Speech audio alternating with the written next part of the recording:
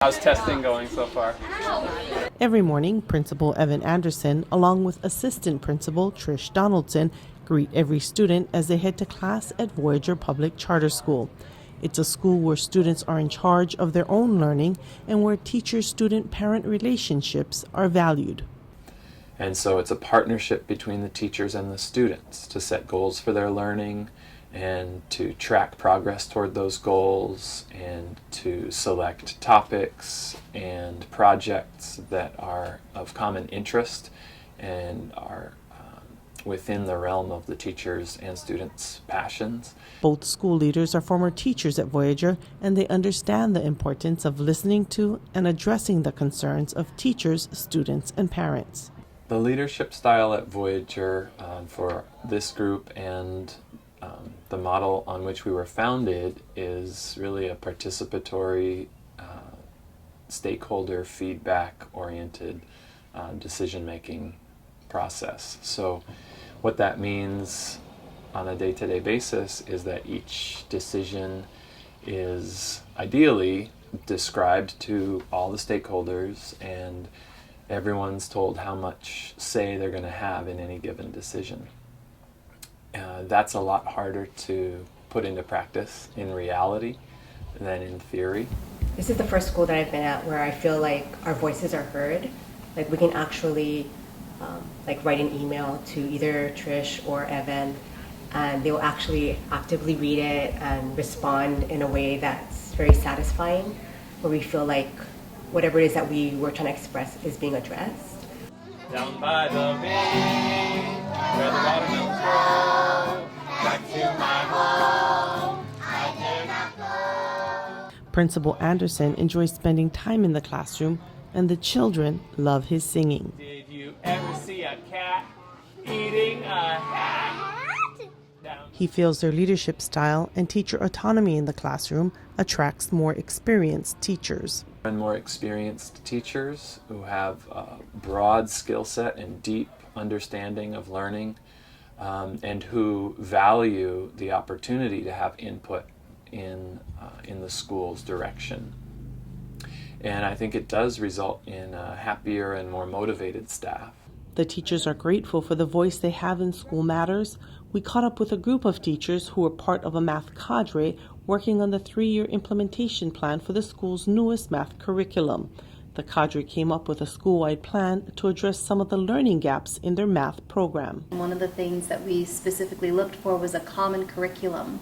And one of the challenges was finding one that was rigorous and also met kind of the criteria that we needed for grades K through 8.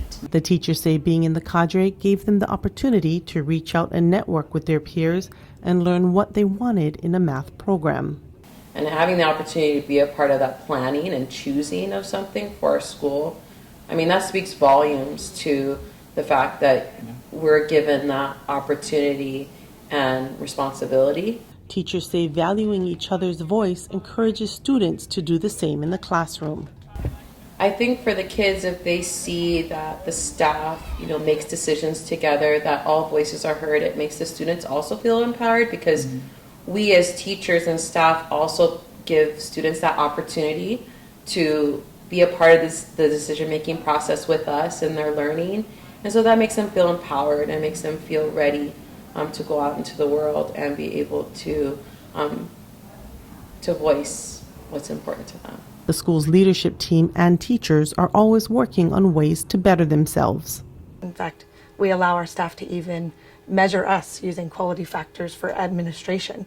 And they do that. They set what the quality factors are, and then they rate us each trimester, evaluate that, and we take a look at specific areas. We report that back out to the staff using implementation plans. Teachers are also evaluated, and as a group, they set the quality teacher factors used to rate them. So these are the quality teacher factors that the teachers determined they wish to be rated on. And then we use radar charts for the teachers to rate themselves. This is at a a colleague level. So these are what we believe to be quality teacher factors amongst one another.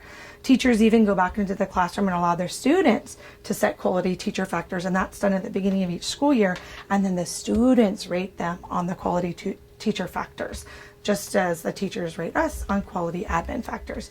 Voyager has performed well on state assessments, but Principal Anderson says they are not focused on those numbers. We're really much more interested in finding out how much joy they're finding in their learning. We're really more interested in finding out how much they're learning to collaborate with one another, to solve problems that they face together, because that's what's going to happen. That's what is already happening for them in their lives and in their future. So we're interested in finding out more ways to capture authentic learning and the ways of performance-based assessments or alternative assessments. And we do take a lot of perception data from the kids just within Voyager itself, by asking them to reflect on their own learning and what were the challenges over the course of a unit and what were their successes. The principal says this unique leadership style has two effects on the school level climate. One is that people appreciate and feel valued and feel invested in the school in a way that they might not otherwise with a more top-down leadership style. A second, more complicated effect is that the stakeholders feel now that they have a voice and are confident they will be asked for input. They feel invested in each decision and can be disappointed when the decision doesn't go according to their wishes or doesn't follow their input. So that's a challenge, but that's democracy. Back to my home, I dare not go.